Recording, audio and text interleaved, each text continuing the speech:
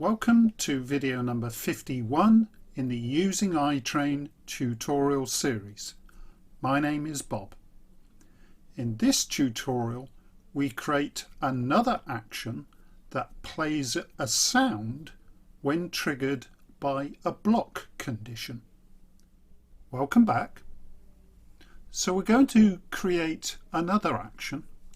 This time it's an action that will play a sound file when a particular train reserves a block. The advantage of using a block as the condition rather than a feedback sensor is that with the block option we are able to choose a specific train or a particular train type. To play a sound, we first need to create the sound object. We do that using the accessories editor.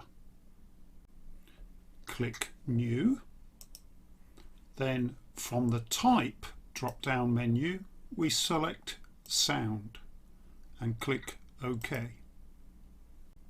Give it a name. We will call it Welcome. In the type file we select File because it will be a sound file, and then we click the Find button to actually find the sound file. iTrain then looks in the sound folder within the iTrain folder, and we can then select any sounds that have been saved there. There's only one sound file currently in there. You can add your own sounds to the folder, of course. Click on the sound to select it, then press OK, and then everything else can remain as it is. We'll click Apply and then close the window. We now open the Actions editor again. Click New, give it a name. We'll call it Welcome Sound. Then we'll enter our conditions and click Append. We want to trigger the sound when a particular block is reserved. We'll say South Platform 1. So we changed the type by double clicking in the field here, and this time we're looking for the block type. The particular block we select from the list here, we're going to use South Platform 1. We could also choose to select which direction the train enters this particular block for it to trigger the action. We can have both, next or previous. We'll have it in both. And we want to choose the state which will trigger the action. And we've got the choice of all these, and we want to use the reserve state. And we could also select whether this operates for all trains or all train types or a specific train type. Or we could choose one train where the sound will only activate when that particular train reserves the block. And let's do that. Let's choose this class 33. So now the action is based on a block event, and the conditions are that the block is reserved, the block name is SP1 South Platform 1, and it will only activate when this particular train enters or reserves South Platform 1. And the thing that we want to be executed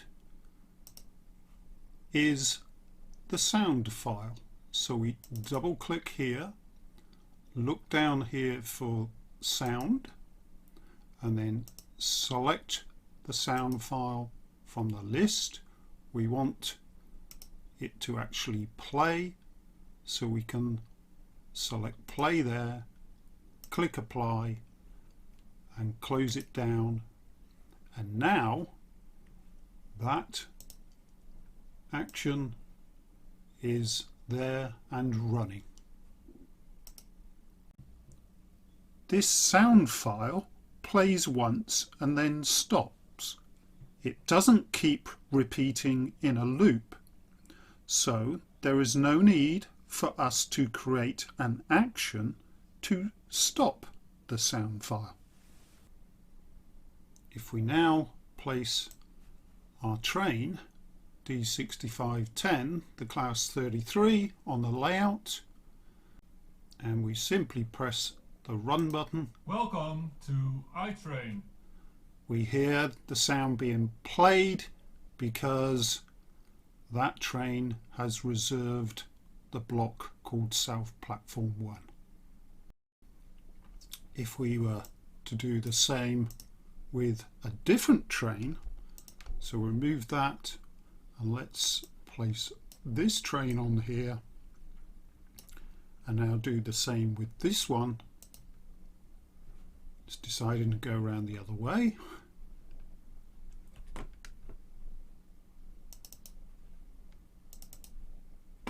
You see that no sound has been played because it wasn't D6510. So that is it for this tutorial. In the next tutorial, we'll take a closer look at the different types of conditions that we can use. Hope to see you then. Thanks for watching, and remember to hit the like button before you go. Bye for now.